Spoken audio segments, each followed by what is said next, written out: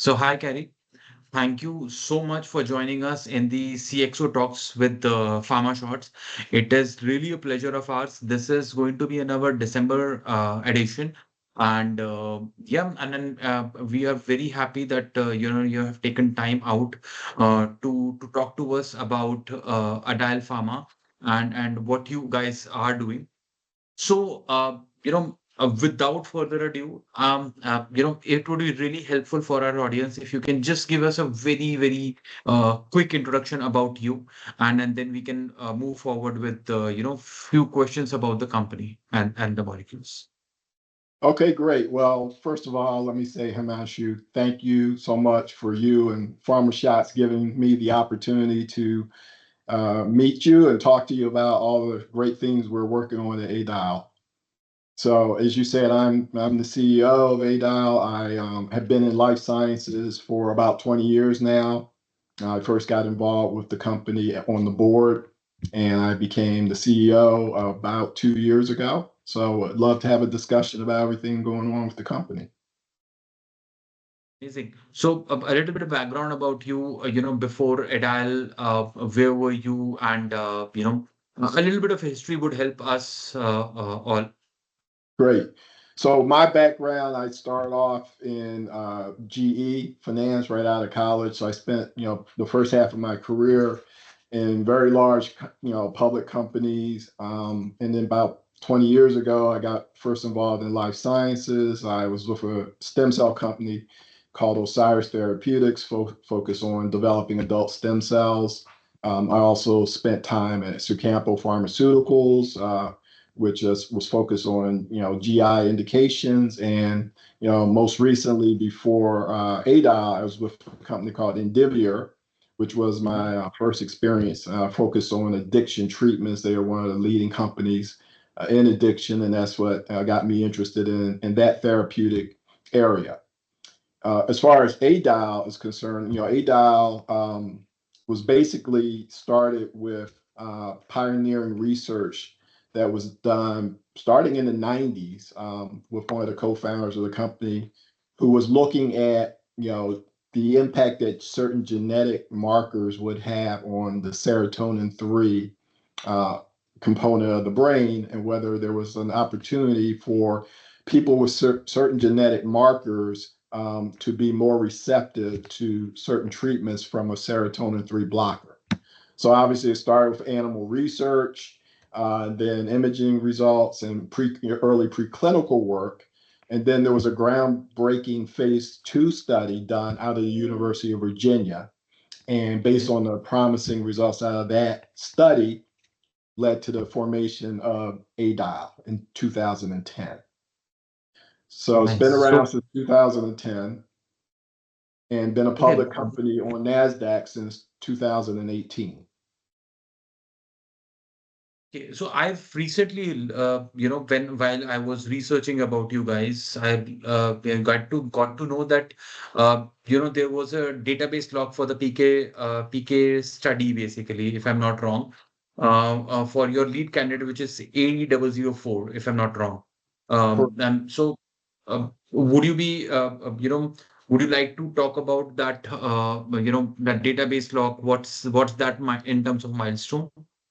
Sure. So let me back up a little bit even before we get to the database lock and talk about ADO4. Maybe give a little background on Okay. what it's all about. So ADO4 is a repurposed drug of ondansetron, which has been on the market for over 30 years under the brand name Zofran. It was first launched Okay. as a treatment for chemo, for vomiting and nausea associated with chemotherapy. So it's a serotonin 3 blocker. And as I mentioned, the hypothesis for studying it for alcohol addiction, as well as other addictions, is that serotonin 3 is believed to impact the dopamine reward system in the brain. And the hypothesis is that it would lower cravings and impulsivity. And if you think about most addictions, there's usually a component related to high cravings and the impulse to do certain things, such as drink. So it was based on that. And it's a precision medicine also because it's also so far the research has shown that for people that have certain genetic markers, a ultra low dose of ondansetron seems to work very well for those patients, but not for everyone. So, based on that, the drug was developed as a treatment for alcohol use disorder. And because it's a repurposed drug and we're going through the FDA pathway for getting approval on a repurposed drug, you have to do a pharmacokinetic study to compare the bioavailability of our drug, AD04, to the reference drug ondansetron that's been on the market for, as I said, 30 years. So the database lock was associated with that pharmacokinetic study or PK study, that we launched earlier this year. And it's going to be a really important milestone for the company because it's a next step in the evolution and progression to get to another phase 3 study for the drug. So it's going to measure the bioavailability of our drug, ultra low dose ondansetron, to the reference drug at 2 different doses and comparing the bioavailability in the body for our drug in relation to the reference drug. It's also going to measure the effect that food may have on patients taking it with food or without food. So it's about a 30-patient study. We locked data on it, and we'll be reporting the top-line results this quarter, which we think will be a major milestone for the company.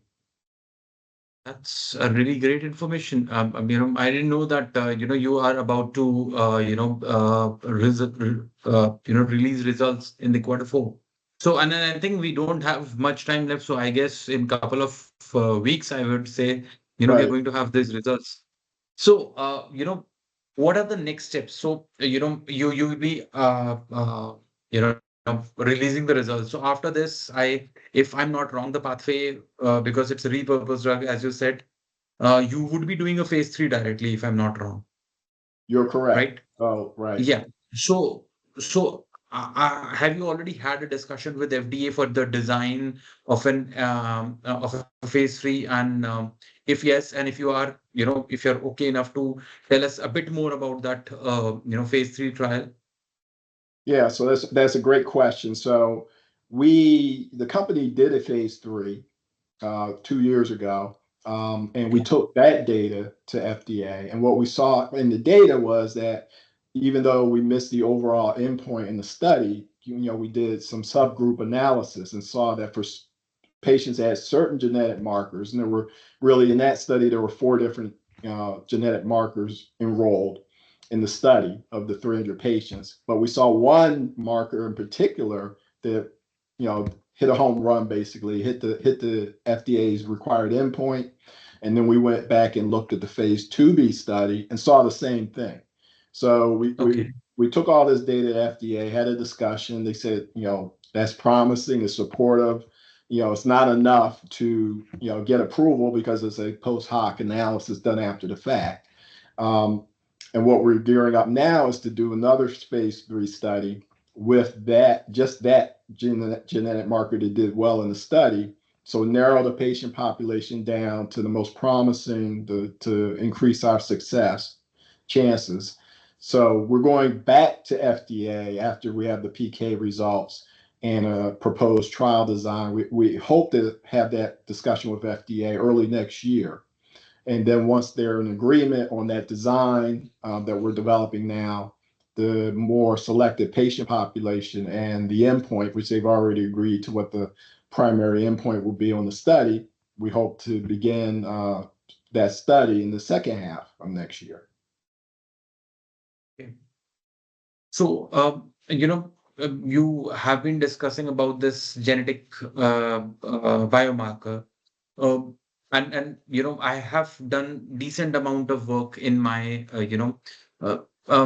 in terms of substance abuse and alcohol abuse and all these areas.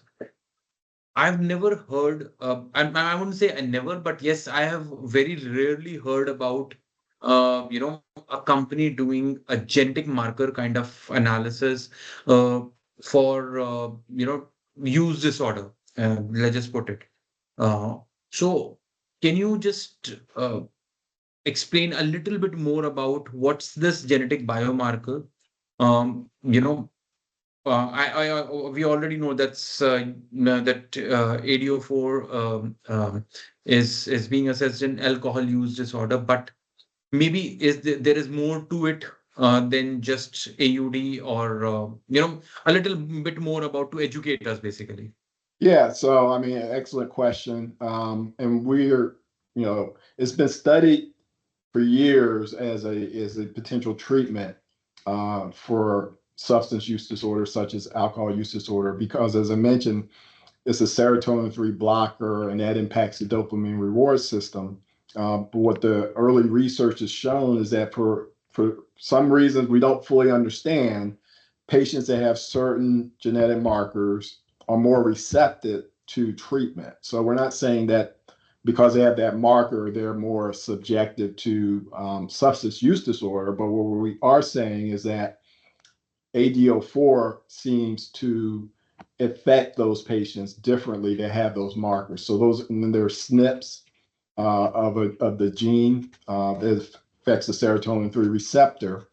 And in the study that we did in Europe of 300 patients, there were about 33% of the patients out there with AUD had one of these genetic markers.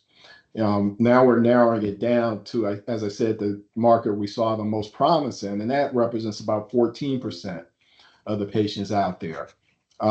We do believe that it's potential to also treat other substance use disorders such as opiate use disorder. We have patents related to that as well, because it's the same thing. A lot of the triggering that happens with opiate use disorder and other disorders is that cravings that comes from the patient after using that substance for so long, they continue to crave it.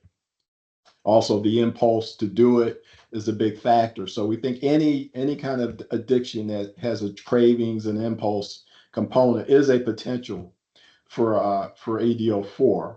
Although right now our primary focus is on alcohol use disorder. That's where we've done the most work and we have the most data. Great. Now circling back a little bit on the alcohol use disorder. Um, so I have few more questions about the study, but I'll come to that again. But for the moment, if we talk about AUD, how big is the this addiction in US, and and then if it is if you have that data, maybe at a global level, if you have some sort of studies, maybe you can talk about that, explain a little bit more about the discomforts, or what is the disorder all about, in a Yeah, summary basically. yeah, great. So there are a bunch of different surveys out there and estimates that the NIH has put out and SAMHSA has put out. And they estimate that in the US alone, it's estimated that approximately 30 million people are suffering from alcohol use disorder. It is, most people don't know, it's the number one killer of people aged 15 to 49 in the United States. It contributes to over 200 different diseases, and it costs the U.S. economy about $250 billion a year annually. And a lot of that's lost productivity, health-related issues. So it's a major public health problem, not just in the U.S., but globally. Globally, there's estimates out there that put it as high as potentially 400 million people affected by this. So it's not talked about as much a lot of times as opiate use disorder, for instance, but it affects a lot more people. And the thing about alcohol use disorder, it not only affects the person that's dealing with it, but a lot of times it affects their family as well. There's a lot of domestic abuse associated with it, car accidents. People drink too much and they get behind the wheel, and that's affecting people they don't even know. So it's a widespread issue, and unfortunately, there haven't been any new drugs approved to treat it in the U.S. in over 15 years. So there is definitely a need for what we believe is a novel way of treating it, which is based on a non-abstinence based approach to treating it, where all the drugs that had been approved before required abstinence as the endpoint. to get approval. And now the U.S. as well as the rest of the world, Europe has been more focused on harm reduction, as a way to treat it, which means let's go from that heavy drinking level that people are experiencing, get it down to a more moderate level, because it's the heavy drinking that really causes the issues. Okay. Because you spoke about endpoints, and that was actually one of my questions. So, how does this work? ADO4 basically reduces the craving for alcohol, or what are the endpoints, and not just the endpoints. Let's not just limit ourselves to endpoints, but also let's talk about uh, you know the results, the end result, probably what can be expected, that whether it's going to be a, because addiction, there is a craving, there's a pull to go towards that addiction basically. So is it going to work at that subconscious level, or at a neurological level to reduce that craving, or how does it work basically? Yeah, so it works in the brain. Yeah, our drug works in the brain, so it affects the dopamine reward system, and impacts the release of dopamine. So the endpoint in the U.S. is what they've agreed to now is what's called a responder analysis. So they're focused on heavy drinking days. So Yeah. they define a heavy drinking day as, for a man, if you drink 5 or more drinks in one day, that's considered a heavy drinking day. And if you're a woman, it's 4 drinks or more in a day.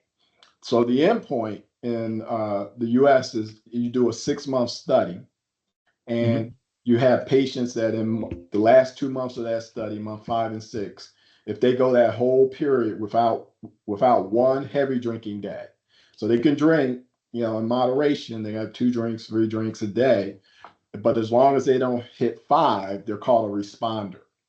And that's the approval endpoint. If you can show separation and statistical significance versus placebo of how many patients had 0 heavy drinking days in that period, that's what they consider an approvable endpoint.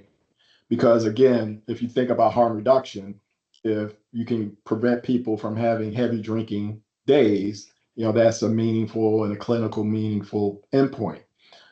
These patients going into the study have, on the average, uh, over 10 drinking days per month.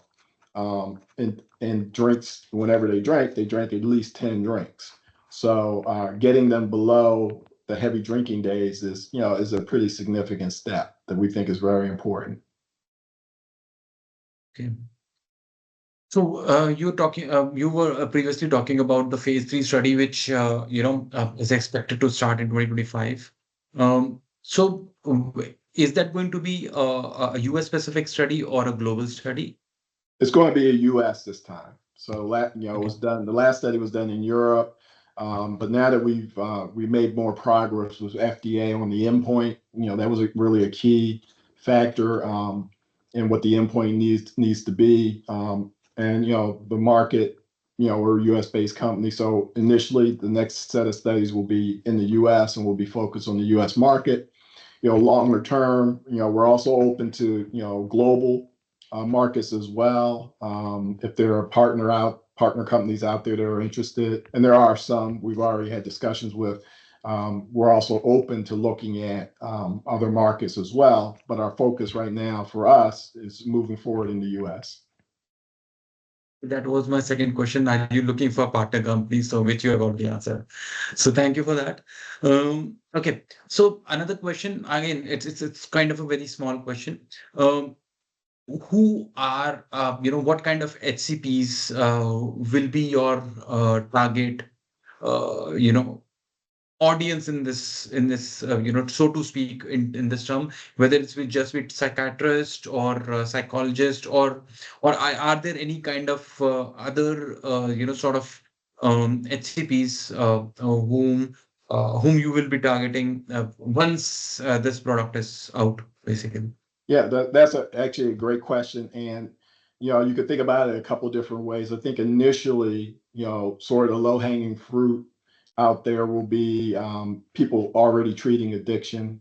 Um, and a lot of them are in the, psychiatry, CNS focused doctors. But we believe there's also a big potential for just primary care doctors that are, they see a lot of it firsthand. And some of the treatments out there are controlled substances, and they don't want to really get into prescribing controlled substances. A lot of different requirements that come along with that. But our drug, ADO4, is not a controlled substance, so they don't have to be, certified or have waivers to be able to treat it like they, historically have had to do for opiate use disorder treatment. So we think that's a larger opportunity to also see common primary care doctors wanting to prescribe and treat it as well, because it's, just like they treat obesity and other things like that. This is something they can easily also start prescribing and recommend, psychosocial counseling, which also comes along when you're treating any kind of addiction. That's a really good point, actually. So yeah, it is, it's when I'm listening about it, it's very promising, which, a lot of promising things which are coming up. So we're really hoping that, your phase three goes pretty well. We go soon enough. We'll have, good. We are hoping to have good results. To listen to the good Or we. results. Fingers crossed. So yeah, another thing which I read, which I did not completely understood, to be very honest. I read about this, that you have received a notice of allowance for some sort of additional genomic combination. So what's that all about?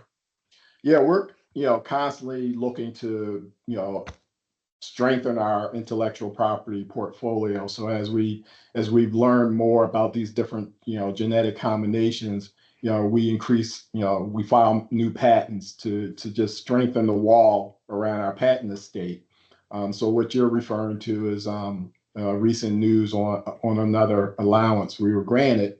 I think this year in total we were granted 4 new patents, all around the same thing: the use of a dancertron to treat certain patients with certain genetic markers for not just alcohol use disorder, but also for other things like opiate use disorder. So we expect to continue to do that and just, build and strengthen our patent estate to provide that protection. Okay. Okay. So, um, you have actually answered some, many of my questions already, which I had planned. One and another question, I know it's going to be a bit generic kind of a question. We all see there is just one molecule in the, in phase three, which is the lead molecule and the only molecule. So are there any, on the preclinical side or a discovery side, are there any molecules, which are upcoming? And obviously, your tagline says medicines for addiction. So, obviously, they will be in the addiction direction only. So, can you maybe tell us a little bit about those molecules or those indications where ADO4 might be working? Both of those kind of things. Yeah, great. So as far as other molecules, right now we don't have any other molecules in the pipeline. We're very laser focused on ADO4 and AUD, alcohol use disorder, as our focus. Given, tight capital markets and funding constraint, it's going to take a lot for us to be able to fund, these phase three programs. If we don't have a partner, which we're still actively, in discussions to try to get a partner on board sooner rather than later. But at this point, we're not, we don't have any other molecules, although that can always change. I get requests from companies wanting us to take a look at things they have in their pipeline. But our primary focus is moving forward on alcohol use disorder. But regarding just where ADO4 can also go, as I mentioned, any other addiction that's related to cravings and impulses like opiate use disorder, potentially overeating, obesity, gambling, are potential opportunities for us down the road. Okay, awesome. So I think yeah, I'm sort of done with my technical questions. I have just last one question, which we ask all our CEOs and CXOs basically. So uh, uh, tell us a little bit about Cary as a as not the CEO. What do you do like to do on your free time outside the office? So maybe a little bit about inside about you, basically. Oh, great. So I have a family. Obviously, I'm married. I have three kids, three adult kids now. I have two young grandchildren. So um, when I'm not working, I try to spend as much time as I can with my family.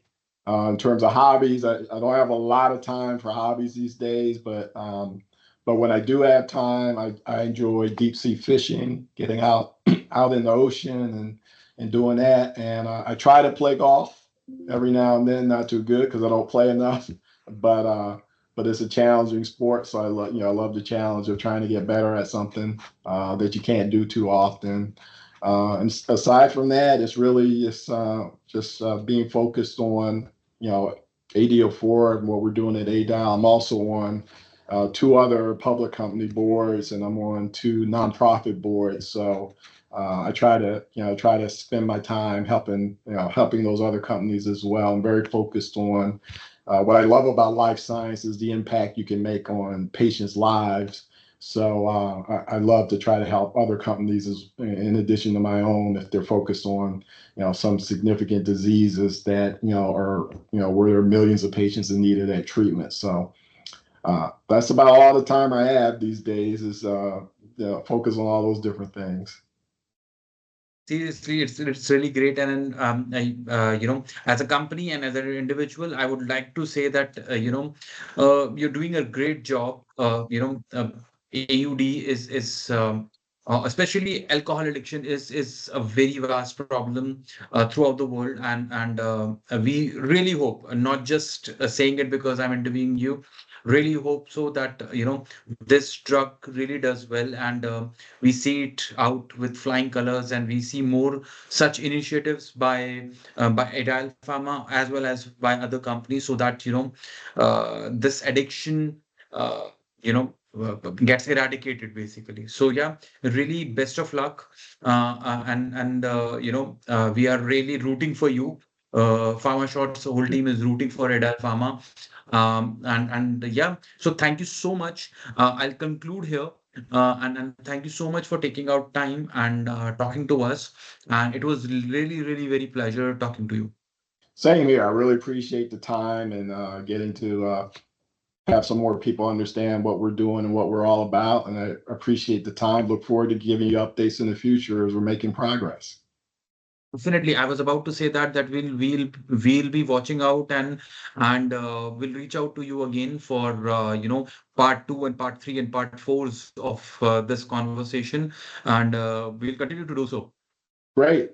Great. Thank you very much. Thank you. Thank you.